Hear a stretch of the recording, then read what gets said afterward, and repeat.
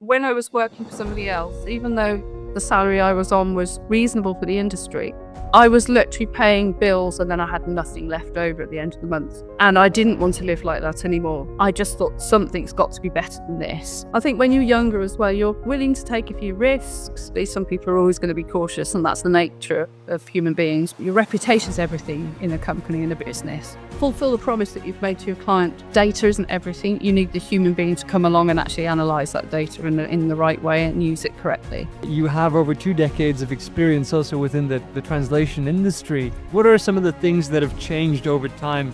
Translation isn't a cheap thing to buy, so you have to turn down some of these big opportunities and wait until you're at the right size to actually accept them. Even bad situations can have a good outcome. You've always got to take away the nugget of wisdom that you've learned. Life is short, just make sure that you make the most of it and you don't rest on your laurels too much. Keep going. I think what I've learned over the years is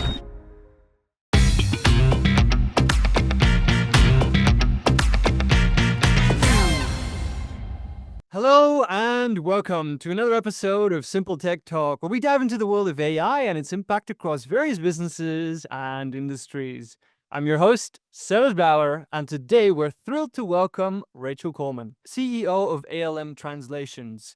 With over 2 decades of leadership at ALM, Rachel has led groundbreaking efforts in business localization, helping brands expand internationally through services like website translation, social media campaigns, videos, voiceovers, subtitling, and multilingual marketing, just to name a few. Her expertise has shaped ALM into a trusted global partner. And in a time where global presence is key, Rachel's suite of localization services plays a vital role in ensuring businesses succeed in international markets. Rachel, welcome to the show. Sarah, it's great to meet you. Thanks for the invitation onto your podcast today as well. I'm looking forward to speaking to you. Awesome. Now, Rachel, could you start us off by sharing a bit more on how you began your journey in the language services and your mission behind ALM? Yeah, sure. I started quite early on in my life, actually, because I was brought up by a translator on her own for a while, single mother. And she translated in the evening to make some extra money. And then she started working for a company, and eventually she became a partner in that company with my now stepfather. So I've had languages in my household for as long as I can remember. Also, my parents used to talk about business at every available opportunity, which we found quite uninspiring as children. I have a brother as well. And they used to speak different languages occasionally to try and disguise what they wanted to say. So that was quite an interesting way to be brought up. Interesting early life. I did get a bit of a love for languages. That's one of the things I did excel at school. There weren't many things, but that was actually one of the things I did well. So when I came to career opportunities, I was looking at graphic design opportunities originally, but my parents were looking for somebody to basically come and project manage some of their projects as a small translation company. So I went in and I just got my hands into absolutely everything. They trained me in all sorts. I had to do a bit of everything. Some things I was better at than others, some not so great, but I really enjoyed the buzz of deadlines and different translation projects, talking to people from different countries, working in lots of different languages. So after doing that for a while, I decided to go and work for a bigger company and get some large company experience. And I did that. I managed to get a job doing that, a similar thing to what I was doing. But within 13 months of me being there, unfortunately, they closed our office and consolidated all of their operations in another part of the country. So I had no option but to either go and get another job at this point or to start a business. I discussed it with somebody I was sitting next to for 6 months during the other, my very brief period of employment with somebody else. And we talked about starting a business, but we'd never really thought about it that seriously. We used to occasionally go out for lunch and talk about how we could do things better than them, as people always do. So we did that. One thing they did do for us, they trained us how to use Trados, which is a translation memory software. I was selected as a technical advisor on that, which is quite interesting as I have no technical background whatsoever, but I managed to get by on that. And when we first started the business, we made a decision after redundancy. We had no pay, no money. I had a small child on a mortgage to pay, and it was a risk, but we sat down and we discussed it. We said, let's go for it. If it doesn't work out, we can get jobs. We know we're employable, so it's all great. Parents very kindly offered to do cheaper translations for us so that we could get started. And they also gave us a converted garage to work from at their home. So, which was great. It was a garage, but it was quite a luxurious one. So it was fine. A bit cold in the winter, but that's fine. And from there on, really, we just sat on the phones. We drummed up as much business as possible. And the vision was to do things better than our previous company, because in our minds, even though they're fantastic and they're still around and doing a great job, in our minds, because we were on the ground doing the projects, we thought we can do this better. We can also build up a business that's actually going to pay us better wages. Let's face it, that's what a lot of people do this for. But it was a huge risk. But I loved it. I loved every minute of it. It's very, very stressful, but in a good way. We were lucky enough to get some funding from a local authority at the time. That was an option. That paid our wages for 3 months because we obviously didn't have any money coming in. So, and then the idea then was to give ourselves a better standard of living. But after 6 years, we decided that we were exhausted because it was getting really busy at this point.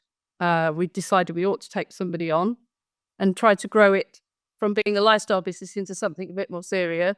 And that was a decision we took back in 2007. And here we are now, still growing as a business, still doing amazing things, still seeing the future as rosy, if you like, in spite of all the technological changes that are obviously going to be a bit of a threat to us as well.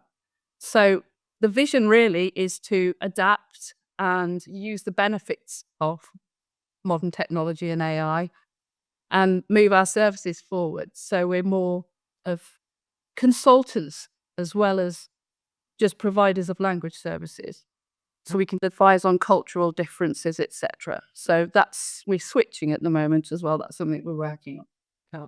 It's beautiful to hear this leap of faith that you took at the very beginning of starting this business. I mean, all of a sudden, the company that you used to work for just shuts down, and then you're left with a decision to make of like, oh, what's next? And taking that leap of faith of starting something your own is probably a very scary choice at the time, perhaps.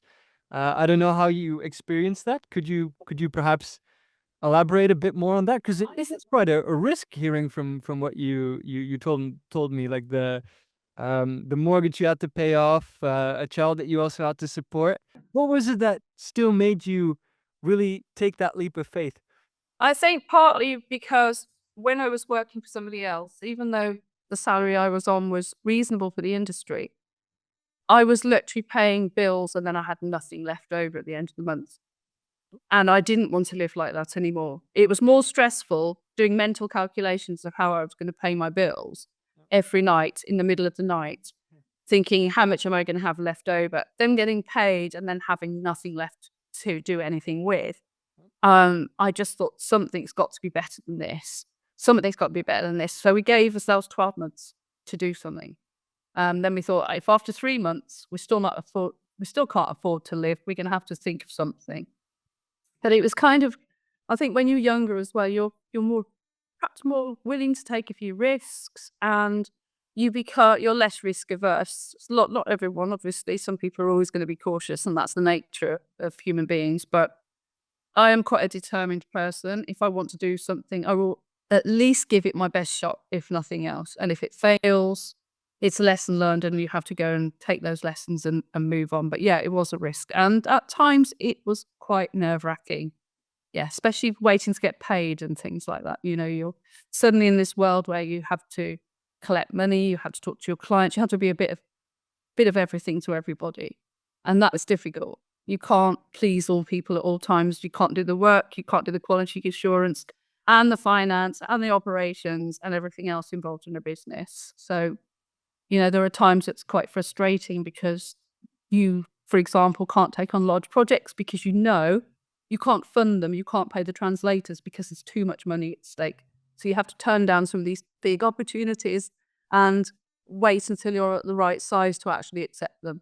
We're in a really good position now to take on large projects, but it does take a little while to know your limits. And I think that's a piece of advice as well. Don't just go for pound signs. Sometimes it doesn't pay.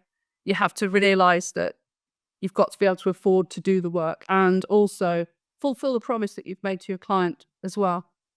So yeah, there's always that. I mean, occasionally you have to think, somehow we'll work this out, but most of the time you've got to bear in mind that you want to deliver. You don't want your reputation's everything in a company, in a business, and you can get ruined by just something going wrong. Everyone, particularly now, knows everybody else. There are huge networks of people everywhere. It just takes one or two people to sort of badmouth you, and that's it, really. Your reputation, then you are starting to lose work. So yeah, it was a bit scary at times, but well worth it. Oh, I think it's a great insight you actually put out there, because for so many people it might be very alluring to see a big project potentially coming in your way and trying to do everything in your power to land it, but then delivering on that project with quality and work, and then well, having your work talk for itself. That's another thing, of course. Yeah. So it's a great reminder for entrepreneurs out there to not only look at the project size and the alluring revenue streams that you could potentially get from that, Absolutely. but also the Absolutely. long-term vision of reputation, which will really tell your brand forward, I think, in the long term, right? It's everything. Reputation is so important, particularly if you're working in a client-facing. Well, we're not client-facing as such as in we're working with the public, but we do have personal relationships, business relationships with our clients. We like to get to know them. We like to get to know a bit about who they are as people, etc. You've got to look also at repeat business, because a lot of the work we do isn't contractual. It's basically a lot of transactional work we do. You want these people to come back, and then you want to become their trusted partner. So you've got to look at it that way as well. You can't just grab a one-off project that's going to pay you lots of money and then you maybe upset other people in the bargain, your regulars, clients. So you have a lot to think about, really, in terms of success. Definitely doing your best. And I was curious as well, when you started scaling, how did that work out for you? What were your thoughts, and how did you approach this entire process? The scaling of the business to turn it around into a bigger business. Yes. A lot of it was organic to start with, but both of us, as CEOs of the business, my business partner, Lisa Williams, who I work with as well, a lot of it was the realization that we couldn't do everything anymore. You have to know your limits, and you need to basically, when you can afford it, you need to take people on who can do the job better than you, always, and you had to nurture the talent that you have. So in a way, we realized we'd reached the ceiling of what we could do effectively, and we were doing really well. We decided to do this when we were at actually a good point in our business, but we realized that in order to move it into the next category of business size, if you like, because even though we've only got 34 staff, in terms of translation companies, we're actually a medium-sized business, not a small business, but in the rest of the world we're a small business, I suppose. So we decided to invest in some consultancy. So we got two renowned industry consultants to come and help us create the new business model, refine our processes, and actually give us a little bit more structure. Structure was key. In doing the restructure, we did lose quite a lot of staff because they were so used to doing things in a certain way. Some people don't like change. They didn't like the way we were doing things. So we were taking people on to replace these people. We also had to, unfortunately, scale down our quality department because there was a more efficient way of doing it that was actually beneficial to the clients and to us. So we did that too. So we had to lose some staff there, sadly.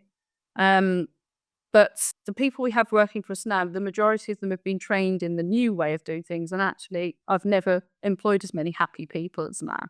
So even though they're happy on the surface, sometimes people don't tell you when they're not happy about certain things. But we're very employee-centric and customer-centric now as well. I'd say 2.5 years of very painful growth for us, the switch. It was expensive. We had to do a lot of change. Some of it didn't work out the first time around and had to be tweaked. Because no one's going to come into a business and they're not going to be perfect in everything that they suggest that you do. A lot of it is you have to tweak a lot. to make it work for you. The So, constant iterative process, seeing what works, what doesn't, yes. and a bit of an experimental approach to it as well, or do you Some of it, get different? yeah. Yeah, some of it. Some of it was very organized. And they came in and said, right, you need to organize this, this, this, this.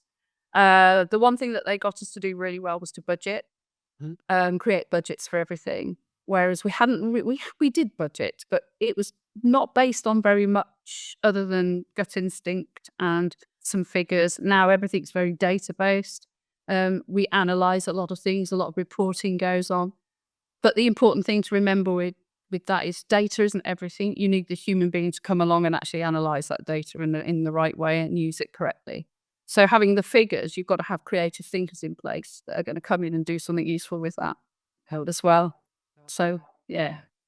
I can imagine. Wow, this sounds like quite a trajectory of change that you're going through.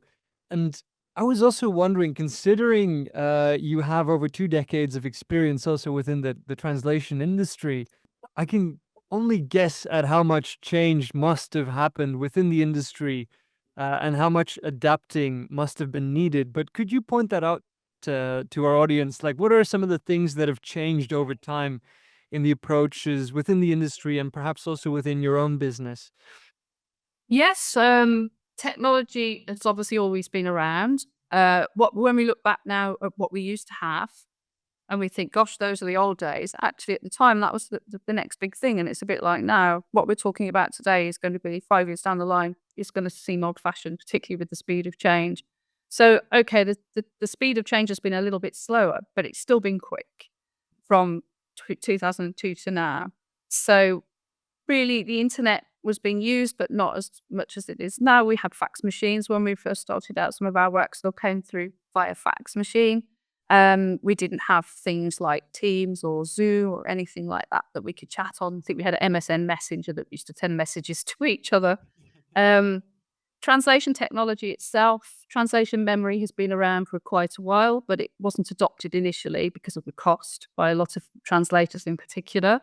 And one of the first things we invested in our business was professional edition of something called Trados, which is a translation memory software. And that meant that everything we translated could go through this software and it would retain it was bilingual segments. So if you had an English sentence, you'd have the translated equivalent or the other way around as well. And that would be banked. It was almost like having a memory bank. So if a client had a lot of repeated text throughout manuals, for example, they didn't have to keep paying for it to be retranslated all the time. Because in the old days, you had to, if somebody put a word on a page, they were going to pay for it, even if they'd done it. And also consistency is brilliant when you're using something like that. Because even if you change translators, there's that basic information is still going to be there. So that was the start of it, really. That was really modern technology for us, but very, very costly. And also, they had the market completely cornered. So if nothing was compatible with Trados, so there were all these other systems coming up that we were great, and translators were loving them because they had different features and they were cheaper very often. Some actually had satellite versions that were free, so that was quite appealing as well. So that basically meant that Trados was gradually having its nose pushed out and had to adapt. And people are using it a lot again now because these things happen sometimes when you're the first at something. You like to protect all your hard work. I mean, after all, they did all the research, etc., and created it.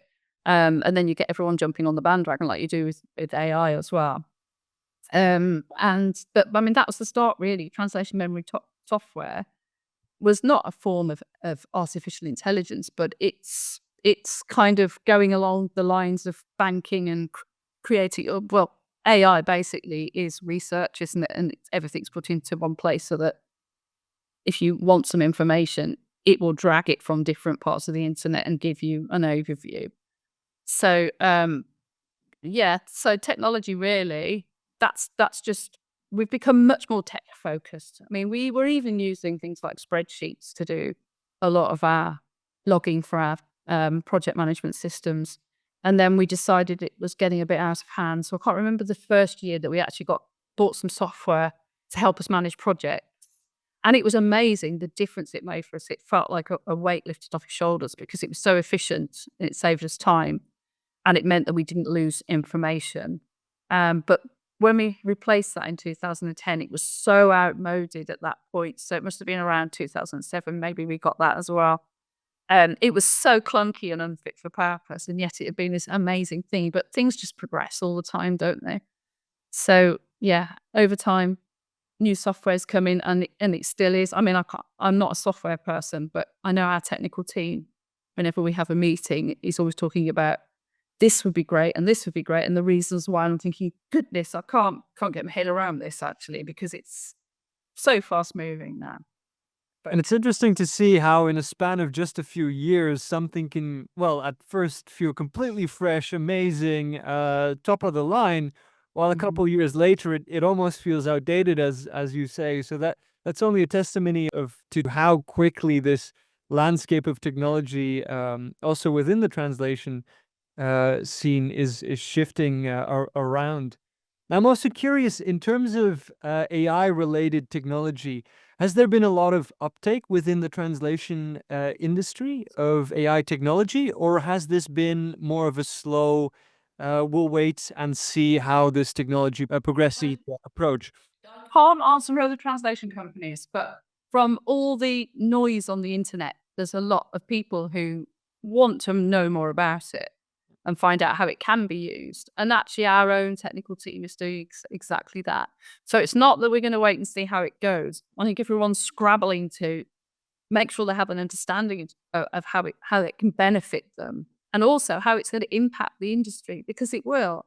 Because a lot of services now, for example, like localization services, there's going to be this free information out there that people can get. Translation isn't a cheap thing to buy for a reason, because it's a huge skill and it's human beings' brain power and lots of training in specialist subjects, etc., that are put down on paper, and they have to put their time and effort into it. And it's quite a laborious process. And suddenly you've got the patent office that's got its own, is it, I try and think of the name of the software, something like Archibot, something like that. And it basically, it control archives of EU patents for years and years. They're back to the 50s or something, get information out of it. So, in the past, we'd have probably been asked to translate certain amounts of patent work, but now we're going to have robots that can, well, AI that's going to do it for us. So it's going to change what we translate. A lot of companies are moving away from calling themselves translation companies now. We're more almost like cultural consultants. There is a new abbreviation that's come out that I haven't got my head around yet. We used to be known as LSPs, language service providers, but I think we're called GLSPs now, and I'm not sure what it's probably global, but it's basically saying that we don't just do languages, we do anything relating to culture, including market research into new markets. We've had to really diversify what we offer as a service to remain relevant. And I think that's what a lot of people are racking their brains about. How can we remain relevant when everyone's saying, well, we've already dealt with the Google Translate thing that's been going on for a long time, and we lost business over that until people realized it was full of mistakes. But also, AI is also not perfect. And the problem with AI is a lot of the information that's scraped from various places isn't accurate, or it's biased, or, it's full of mistakes. And that's one of the problems that we're facing at the moment. So I think we're all just trying to get our heads around it. But there's so much noise out there, and panic as well. Because the minute anything's going to disrupt what you're doing, there's going to be an element of panic. And you just got to make sure you remain calm and try and go through this information that's being fed to you 24/7, because it's a big. I'm going to a conference on Thursday about it, just because I didn't intend to join it. It's actually a business meeting, but the speaker's talking about AI and how it affects businesses. Can't get away from it now. So you have to embrace these things, don't you? But it's having an understanding that you don't rush into anything, and you're not waiting for something to happen. Because let's face it, if we had this conversation 6 months down the line, we'd be having a different conversation about what's out there, because it's changing daily, isn't it?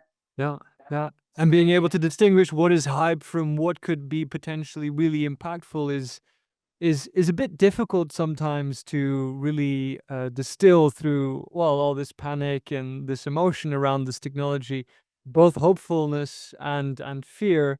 So yeah, only time I think will tell what ends up working and what ends up really disrupting certain industry, yes or no. But are there any areas that you are particularly excited or curious about when it comes to the field of AI technology within the translation space or the cultural localization space?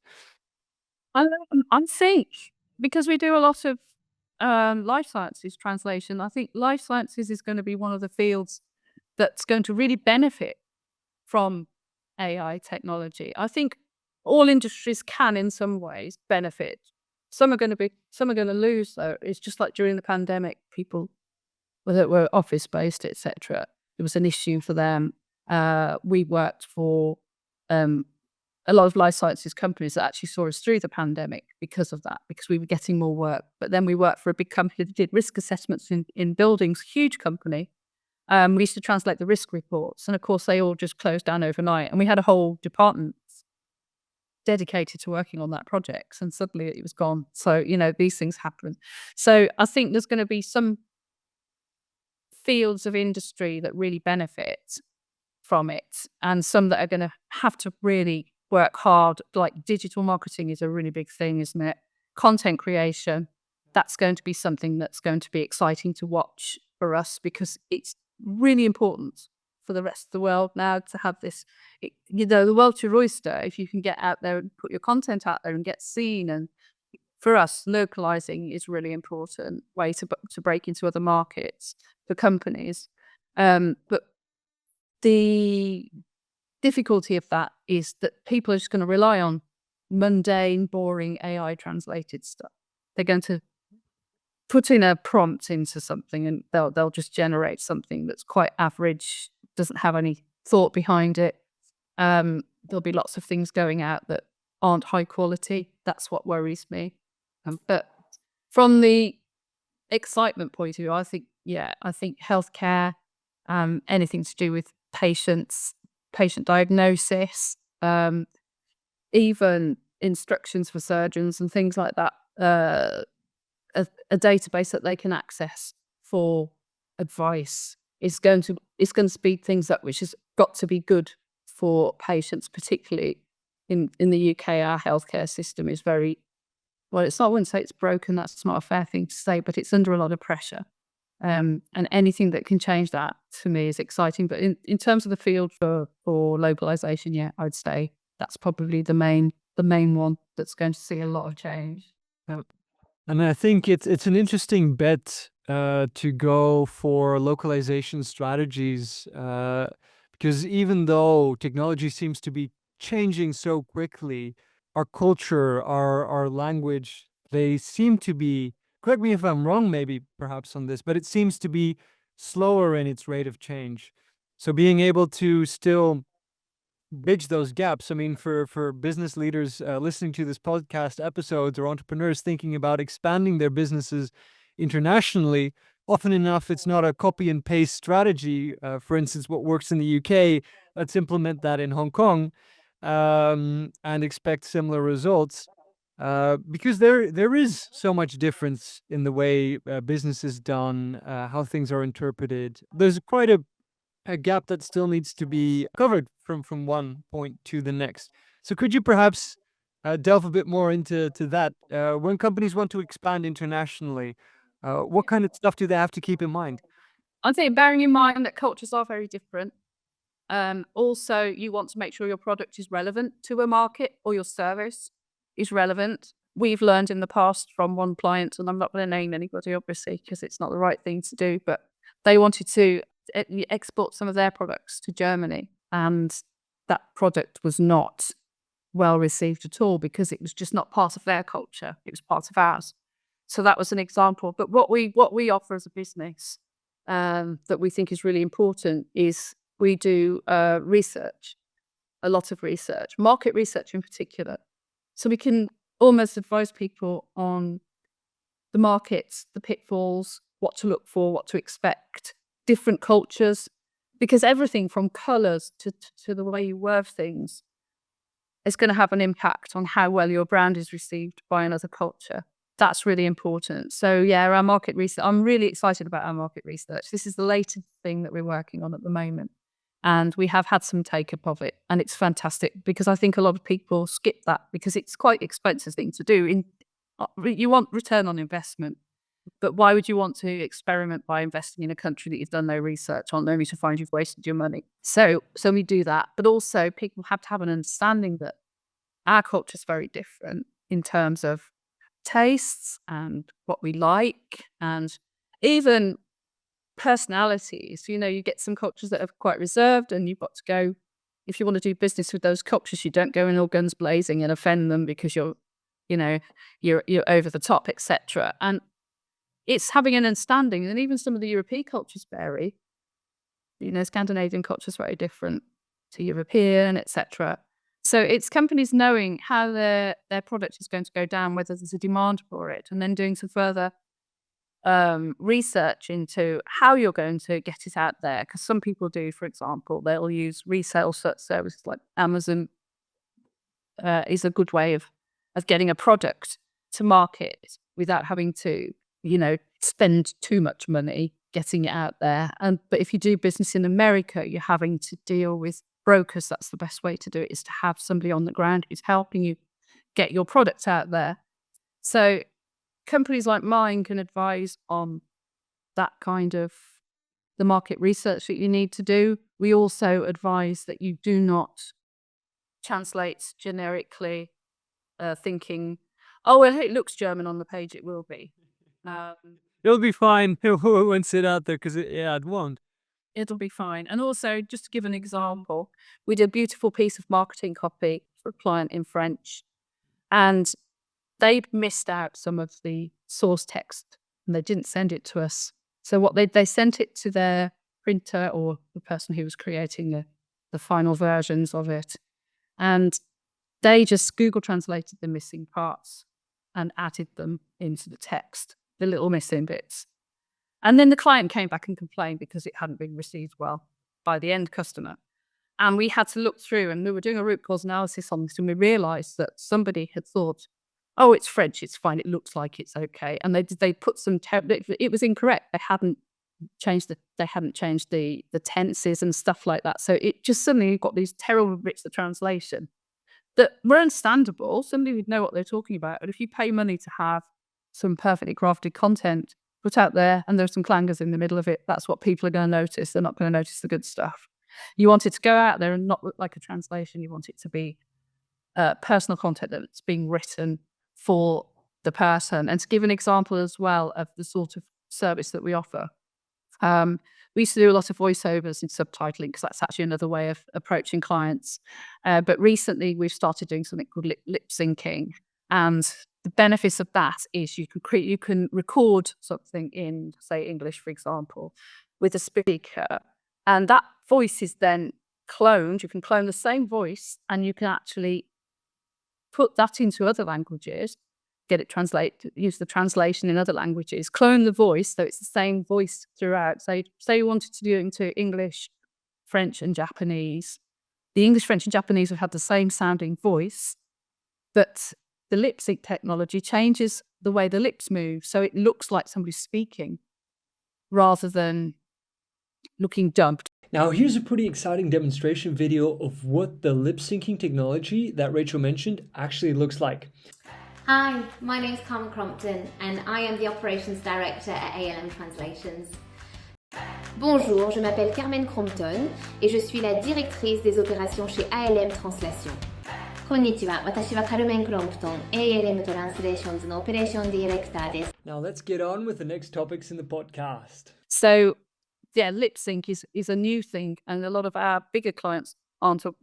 We work for a lot of other big translation companies. They weren't even aware of this when we launched it. So that's a really exciting thing as well, and it saves money. It's about 75% cheaper than going through the whole process of getting people's voices, getting the voice people to come and actually record in the studio, etc. So it's a great piece of technology. So there are cost savings to be made, but you're appealing to your audience in the right tone as well. That's an interesting application of AI, because not only can you reduce the costs quite massively, but you can also improve the experience, the listening experience when you look at it. Because I know exactly what you mean when you watch movies and it feels dubbed and it just feels off. There's a lost connection. But if you can improve that by better lip syncing technology, all of a sudden just this world of new opportunity opens up, and better quality content can be published. Besides from the fact that it just looks really cool, if you have an image of yourself all of a sudden speaking fluently in Japanese, of course, for instance. Yeah. So It's that- been really popular.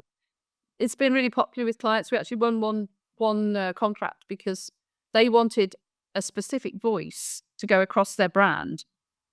But if you were doing a voiceover, you'd have to search for that voice in another language. It might not be possible. So everything that sounds slightly different. And they were absolutely delighted with the result because it sounded like this voice that they wanted that went into these different languages. And that's actually what won us the contract, because that was the one thing that we said we could do that others couldn't. So, yeah. It's exciting to see that despite these movements in the way technology are made, is that you try to keep a very human touch to it at the end of the day as well. With, as you said before, you could mass generate translated documents, but there are things that are off, that are not translated well, or might not be received as well compared to if a local, for instance, would write it, or somebody with a lot of experience of the local context and a lot more richness and detail and assessment to it. So I think this is a common question for a lot of business leaders out there: is how do we make sure that AI doesn't dull us down? How do we keep and remain that human element to it? What are your thoughts on that? That's a really difficult question. And I think everyone wants to have the answer to that. I think that because we've been confined to our homes a lot more in the last few years, we've got out of the habit of being as social as we were as well. So that's a difficult one. We work from home mostly now, and that's at the request of our staff as well. So recently we got together with them and we had a work day in the office. We provided lunch, we put some presentations on for them, and they had such a good time being together in a room again after so much time that they've asked us to do another one. So in January, we've booked the same thing. We're going to do something similar. So it just goes to show how, I came out of that place, that office that day, with spring in my step, because you get very used to being hidden away, if you like. And I think a lot of people will find it difficult to sort of, even now, venture out and be among people. And I think things like the pandemic, which I don't like to talk about because actually it is quite a long time ago now, actually, but it did have a massive impact. I think it allowed people to step off the social connection when they weren't particularly comfortable with it. Some people love being around people, some people don't. And the ones that don't wanted to go and hide away and perhaps not come out again. So this was like their ideal, perfect for them. The human connection, I think, the overload of information that we get online now, I can tell when something's being translated using, something like ChatGPT. I'm just trying to think of other large language models, but that's the one that comes to mind. And after a while, I get sick of seeing it. No, I get fed up with it, and it's putting me off. Every time I look at any social media or LinkedIn, everything's got these perfect answers. They're not very human anymore. And I do think that, like most things, there will be a backlash against it at some point. People will want that human connection.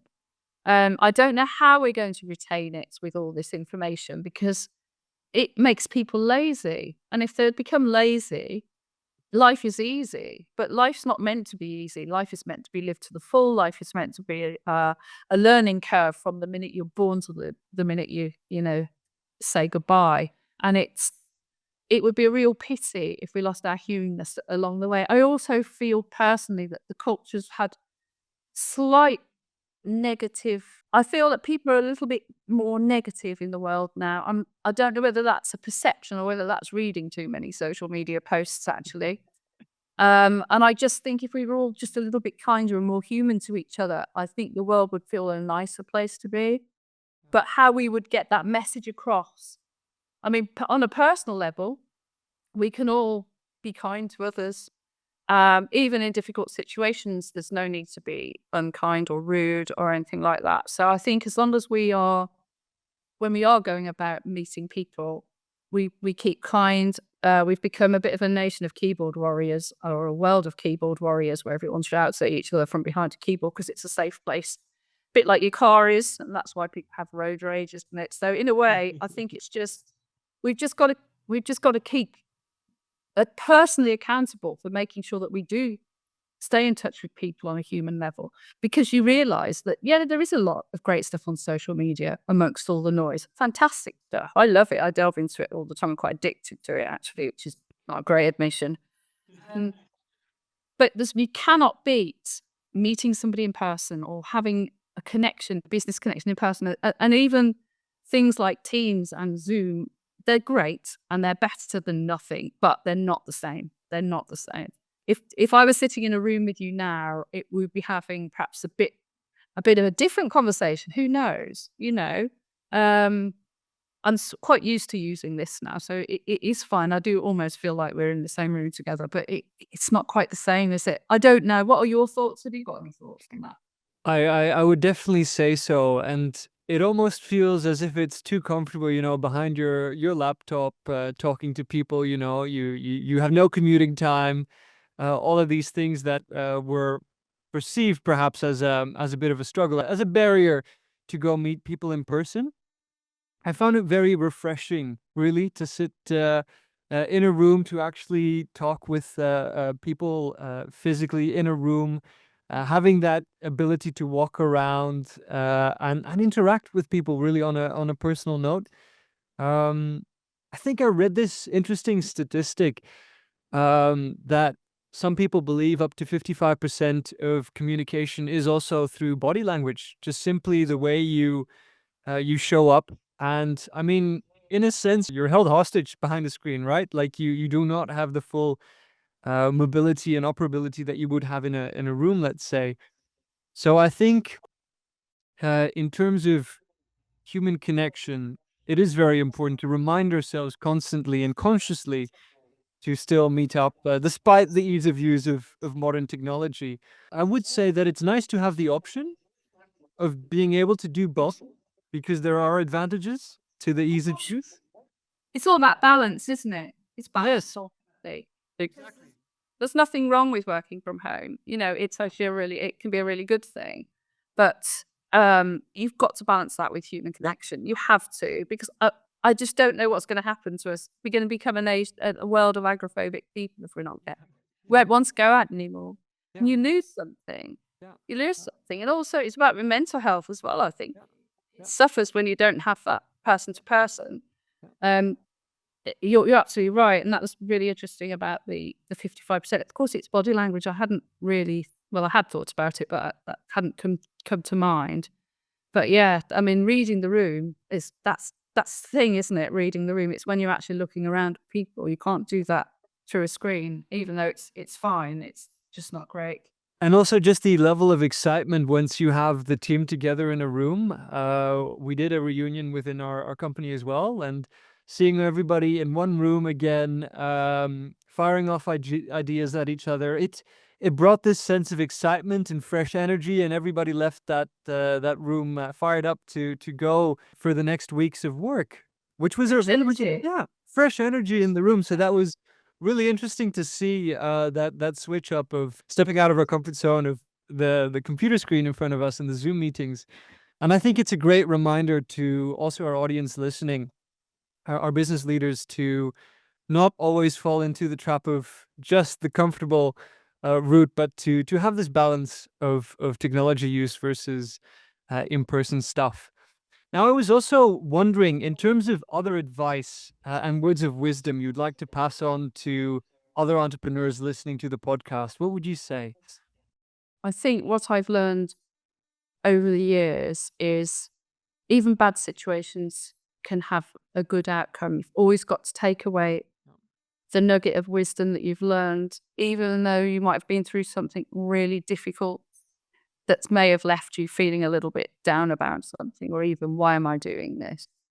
Sometimes you've got to know when to quit, but if you've got no reason to do it, just keep remembering that tomorrow's another day. And if you look back at your life, no matter how long or short it's been so far, everything sorts itself out in the end for the better. you can't go into a business afraid of making mistakes, because if you are, you never learn anything and you'll never grow as a person or a business owner.